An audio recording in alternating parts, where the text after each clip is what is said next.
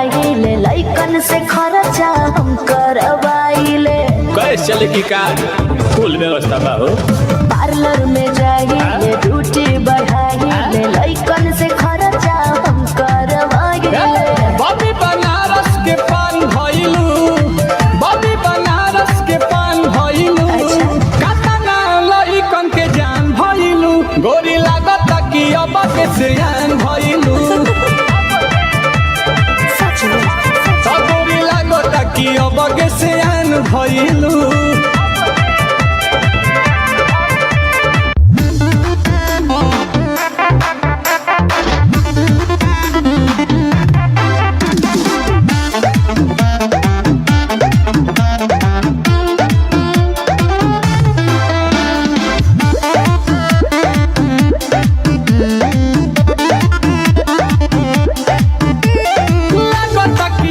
के मुआही दे बका नदी बीच नहीं के डुबाही दे बका जल को पड़े का और लगता कि चाप के मुआही दे बका नदी बीच नहीं के डुबाही दे बका कि तू तो दिल बड़ा, कि तू तो दिल बड़ा कस के हुमा कमर पर लच लच लच लच लच लच लच लच लच लच लच कमर पर लच लच लच लच लच लच लच लच लच लच लच।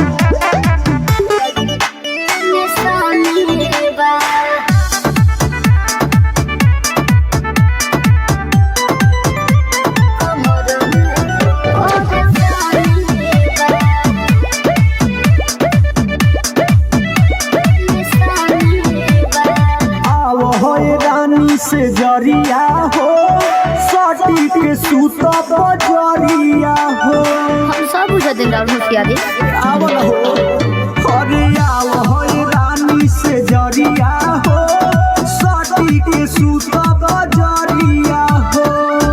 छुए नहीं दे जई से लागे भइल हानि बा। छुए नहीं दे जई से काहे करे ए बोला मुझे कमल में परेशानी बा। ई कैसे हो गई? ओ भेदार हुए के दर्द के निशानी बा। ए बोला मुझे कमल में परेशानी बा। कौन दर्द हरे?